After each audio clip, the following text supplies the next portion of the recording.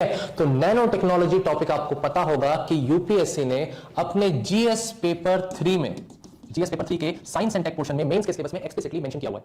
इसके रिस्पेक्ट में क्या है कि प्रीवियस ईयर में प्रीलिम्स में भी 3 से 4 क्वेश्चन आ चुके हैं 5 सालों में और मेंस में भी क्वेश्चन पूछे जा चुके हैं। तो इस टॉपिक को इग्नोर करके जाना ये गलती रहेगी एक एस्पिरेंट की डिफरेंट फील्ड्स में। तो द फील्ड क्या है, ऐसे क्वेश्चंस यूपीएससी अब नैनो टेक करते हैं इस टॉपिक को। वर्ड है ये डिटरमाइन करता है बेसिकली स्केल को।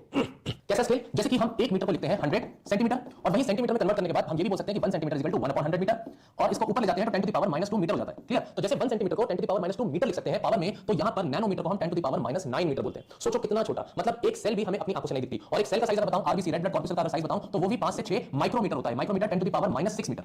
इतना छोटा स्केल है जो हमें अपनी नेकेड आई से दिखता नहीं है और इस लेवल पर जाकर के हम इस टेक्नोलॉजी को कहीं ना कहीं अपने फायदे के लिए एक्सप्लॉइट कर रहे हैं। तो ऐसा क्यों हो रहा है? इसका रीजन पता होना चाहिए हमें। पीछे होता यह है कि जो भी मैटर है, जो भी मैटर होता है, आपको पता है कोई भी मैटर है वो उसकी बेसिक यूनिट एटम होती है और एटम से मिलकर ये पार्टिकल्स बनते हैं। ये पार्टिकल्स मिलकर फिर सॉलिड लिक्विड गैस मैटर बनाते हैं। अब तो वो पता लगा कि एटम को भी फर्दर डिवाइड कर दिया गया है, लेकिन जब ये पार्टिकल्स, जब ये एटम्स किसी एलिमेंट के नैनो लेवल पर आ जाते हैं, इतने छोटे लेवल पर, तो इनकी फिजिकल प्रॉपर्टी, इनकी थर्मल प्रॉपर्टी या इनकी कैटालिटिक प्रॉपर्टी ये सब चेंज हो जाती है। देखो ध्यान से 3 वर्ड यूज करें मैंने, physical property, catalytic property and thermal property. मतलब जिस तरह से ये एलिमेंट्स नॉर्मल मैक्रो लेवल पर इंटरेक्ट करते हैं, जब ये नैनो लेवल पर आते हैं इतने छोटे पार्टिकल्स, तो ये इनकी प्रॉपर्टीज चेंज हो जाती हैं और ये प्रॉपर्टीज को हम एक्सप्लॉइट करने की कोशिश करते हैं अपने फायदे के लिए। ऐसा क्यों हो जाता है कि इनकी प्रॉपर्टीज चेंज होती हैं? इसका रीजन है सरफेस एरिया और वॉल्यूम का रेशियो। कोई भी एक ऑब्जेक्ट होता है तो उसका एक सरफेस एरिया होता है, उसका वॉल्यूम होता है। अगर ये हम किसी पार्टिकल के किसी चीज के छोटे टुकड़े करते हैं तो उसका सरफेस एरिया तो बढ़ता जाता है, वॉल्यूम कम होता जाता है। यही चीज यहां पर होती है कि surface area to volume ratio यहां पर बढ़ता चला जाता है, जिसकी वजह से इन प्रॉपर्टीज में इस तरह का चेंज आता है। तो आई होप यहां पर आप छोटी-छोटी बातें कुछ समझ पाए हैं। चलिए अब डिफाइन करते हैं नैनो टेक्नोलॉजी को। एग्जाम में इंट्रोडक्शन में लिखने को आता है तो क्या लिखेंगे? नैनो टेक्नोलॉजी एक टेक्नोलॉजी है जहां हम किसी तरीके का डिजाइन बनाते हैं, कुछ प्रोड्यूस करने की कोशिश कर रहे हैं, कोई एप्लीकेशन, कोई स्ट्रक्चर, कोई डिवाइस बनाने की कोशिश कर रहे हैं, लेकिन ऐसा हम कर रहे हैं तभी जब हम साइज और शेप के लेवल पर कोई मैनिपुलेशन करते हैं मैटर का या एलिमेंट्स का। डन, ये आपकी बेसिक डेफिनेशन है और इन मटेरियल्स का जो प्रॉपर्टीज है नैनो लेवल पर उसको एक्सप्लॉइट करने की कोशिश हम कर रहे हैं। इस चीज को और थोड़ा डिटेल में अगर आपको समझना है तो एक एग्जांपल के साथ इसको समझते हैं। लेट अस सपोज आपके हाथ में क्या हुआ, आपका हाथ जल गया, इंजरी हो गई, जल गया। हाथ जलने के बाद आप यूज करेंगे यहां पर लेट अस सपोज की सिल्वर नैनो पार्टिकल्स की ट्यूब, एक बैंडेज है जो सिल्वर नैनो पार्टिकल्स की बनी है और आप उसको अपने हाथ पे लगाते हो जहां आपका हाथ जल गया था। थोड़े टाइम बाद आपका हाथ जो है क्या हो जाएगा, रिपेयर कर जाएंगे टिश्यूज, जो भी इंजरी हुई है वो हील हो जाएगी और हाथ आपका जो है बिल्कुल ठीक हो जाएगा। क्या सिल्वर की ये प्रॉपर्टी है कि वो मैक्रो लेवल पर आपके बर्निंग को, सेंसेशन को ठीक कर सके या हाथ के टिश्यूज को रिपेयर कर सके? नो। लेकिन जब नैनो लेवल पर सिल्वर के पार्टिकल्स को यूज किया जा रहा है तो ये प्रॉपर्टी निकल कर आती है। ऐसे ही दूसरा एग्जांपल है नैनो लेजर्स का। ये नैनो लेजर्स बेसिकली बहुत लंबे डिस्टेंस के लिए कम्युनिकेशन में ऑप्टिकल फाइबर में कहीं ना कहीं यूज हो सकते हैं और लार्ज अमाउंट ऑफ डाटा बहुत ही तेजी से ट्रांसपोर्ट कर सकते हैं, ट्रांसफर करने के लिए यूज हो सकते हैं। ऐसी कुछ प्रॉपर्टीज है, ऐसे कुछ एप्लीकेशंस है जो हमें पता होने चाहिए। और एग्जाम के पॉइंट ऑफ व्यू से अगर मैं बोलूं, मेंस में क्वेश्चन आता है तो एग्जांपल्स का वहां बहुत ज्यादा रोल रहेगा। जितने एग्जांपल्स आप कोट कर पाएंगे उतना ही आपका आंसर एनरिच होता चला जाएगा। ठीक है स्टूडेंट्स, चलिए मैं एक बार फिर से आपको स्केल अगर दिखा दूं तो आप ये देख सकते हैं हमारा हाथ कहीं ना कहीं 10 सेंटीमीटर का है, तो हमारा हेयर फॉलिकल 1 मीटर या 1 मिलीमीटर अराउंड है। वहीं आप देखो तो हीमोग्लोबिन का ये मॉलिक्यूल और ग्लूकोज का मॉलिक्यूल कितना छोटा है।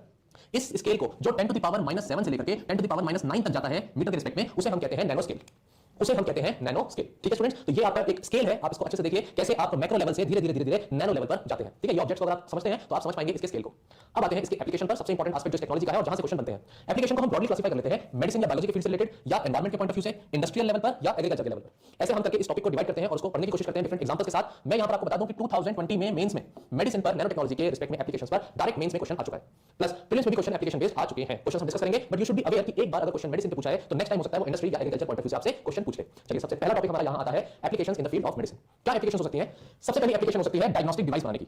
कोई भी अगर हमें एक डायग्नोस्टिक डिवाइस बनानी है तो वहां पर हम इन नैनो टेक्नोलॉजी पार्टिकल्स का यूज कर सकते हैं। जैसे कि आपको पता है कि डायग्नोसिस कितना बड़ा इशू है आज के टाइम पे। एक कोरोना नाम की डिजीज आपको पता है कितना है उसने क्रिएट किया है। ऐसे तो मल्टीपल डिजीजेस आती रहेंगी और डायग्नोसिस एक बहुत इंपॉर्टेंट रोल प्ले करने वाला है फ्यूचर के पॉइंट ऑफ व्यू से भी। इतनी सारी बीमारियां, इतने सारे वायरसेस, तो क्यों ना नैनो टेक्नोलॉजी का यूज करके हम सेफली कहीं ना कहीं ऐसे डायग्नोस्टिक डिवाइसेस को बना सकें। ये फर्स्ट पॉइंट। सेकंड पॉइंट यहां पर हम यूज करेंगे ड्रग डिलीवरी व्हीकल्स। इसमें अगर मैं एग्जांपल लूं कैंसर की सेल्स का, तो आप सोचिए कोई इंडिविजुअल है और उसके अंदर कैंसर की सेल्स हैं। अब अगर वो ट्रीटमेंट के लिए जाता है तो रेडिएशन थेरेपी या कीमोथेरेपी यूज करता है। ऐसे रेडिएशन या कीमोथेरेपी में कैंसर सेल के साथ साथ नॉर्मल सेल भी मर जाती है। लेकिन क्यों ना हम ऐसी डिलीवरी व्हीकल्स को बनाएं जो पर्टिकुलरली बॉडी में जाकर सिर्फ कैंसर सेल्स को ही टारगेट करें। इससे होगा ये कि नॉर्मल सेल्स मरेंगी नहीं और कैंसर सेल्स पे ही हम डायरेक्टली अपना कहीं ना कहीं ड्रग को स्पेसिफिकली पहुंचा पाएंगे। ये तरीका हो गया और इसमें हम हार्म नहीं कर रहे अपनी नॉर्मल सेल्स को, तो नैनो मिसाइल इसका एग्जांपल है। तीसरा पॉइंट, किसी भी तरीके के टिश्यू जो डैमेज हुआ है उसको भी हम क्या कर सकते हैं, रिपेयर यहां पर कर सकते हैं। ये मैंने एग्जांपल अभी आपको बताया था कि हाथ जला तो किस तरह से आपने टिश्यू को रिपेयर किया है। और एप्लीकेशन देखो तो किसी इंडिविजुअल को डायबिटिक है या डायबिटीज है तो वहां पर उसको ये पता ही नहीं चल पाता कि उसकी बॉडी में ब्लड ग्लूकोज कितना है। उसे रेगुलेट करने के लिए वो डायबिटिक पैड्स इस तरीके के नैनो डिवाइस को यूज कर सकता है और वहां पर वो ब्लड शुगर लेवल को कंट्रोल करने में हेल्प हो सकता है। Next nano chips. Nano chips क्या कर सकते हैं, बॉडी में जो कोई अगर आर्टरीज में ब्लड वेसल्स में प्लेक कंडीशन है उसको भी ट्रीट कर सकता है। प्लेक क्या हो गया, बेसिकली ब्लॉकेज हो गया। ब्लॉकेज कैसा है, लेट अस सपोज ये ब्लड वेसल है और इसमें बीच में कोलेस्ट्रॉल का डिपोजिशन हो गया, तो ऑब्वियसली बात है ब्लड का फ्लो रुक जाएगा। ब्लड का फ्लो रुकेगा तो यहां पर इस कोलेस्ट्रॉल के ब्लॉकेज को रोकना है और रोकने के लिए हम इन नैनो चिप्स का यूज कर सकते हैं या इन नैनो पार्टिकल्स का यूज कर सकते हैं जो ब्लड में जाएंगे और इस पर्टिकुलर ब्लॉकेज को खोल देंगे।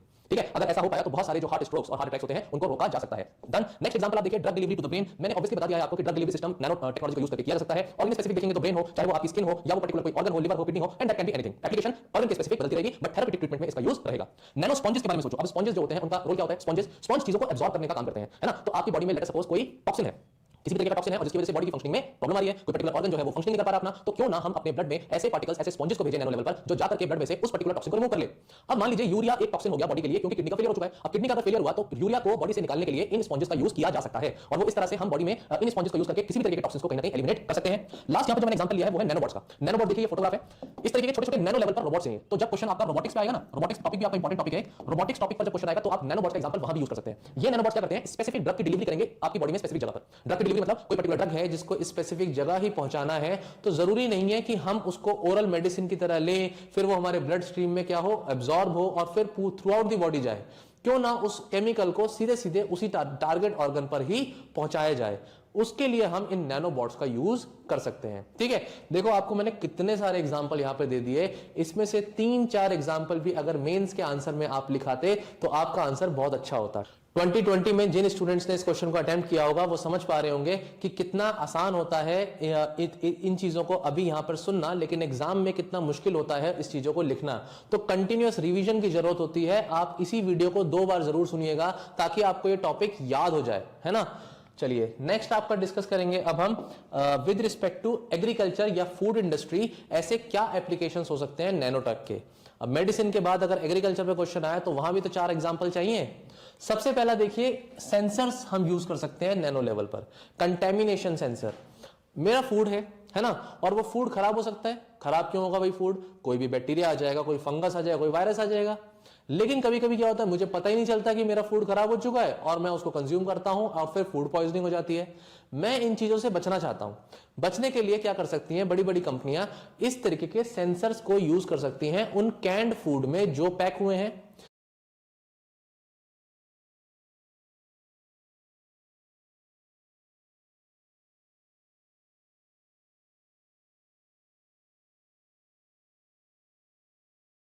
है ये क्या है, खराब है, या ये फूड की जो पैकेजिंग हुई है वो खराब हो चुका है क्योंकि किसी तरीके का बैक्टीरिया या फंगल ग्रोथ वहां हो चुकी है। सेंसर्स का एग्जांपल मैंने यहां दे दिया। दूसरा एग्जांपल एंटी माइक्रोबियल पैकिंग। क्यों ना हम अपने फूड को इस तरह से पैक करें कि उसमें नैनो लेवल पर पार्टिकल जिंक और कैल्शियम का यूज करें। यह रिसर्च हो चुकी है कि जिंक और कैल्शियम का नैनो पार्टिकल लेवल पर अगर देखा जाए तो वो कहीं ना कहीं आपके जो ऑर्गेनिजम्स होते हैं, माइक्रो ऑर्गेनिजम्स फूड में आ जाते हैं, उन्हें किल करने का काम करते हैं। ये ability as a elemental form तो